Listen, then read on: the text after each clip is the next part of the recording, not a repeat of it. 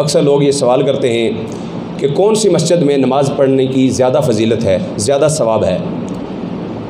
तो आक़ा करीम सल्लल्लाहु अलैहि वसल्लम की हदीस मुबारका, जिसको इब्न माजा के अंदर भी ज़िक्र किया गया है, और साहिब तिबियानुल कुरान अल्लामा ग़ुलाम रसूल सईदी रहमतुल्लाहि ताला अलैह, उन्होंने अपनी तफसीर तिबियानुल कुरान के अंदर भी इस हदीस मुबारका को नकल किया है। हज़रत अनस बिन मालिक रज़ियल्लाहु ताला अन्हु से मरवी है, वो फरमाते हैं कि रसूलुल्लाह सल्लल्लाहु अलैहि वसल्लम ने इरशाद फरमाया, जो घर के अंदर नमाज़ पढ़े उसकी एक नमाज है, उसको एक ही नमाज का सवाब है। अब फजीलतें सुनते जाना और सुबहान अल्लाह की सदा लगाते जाना।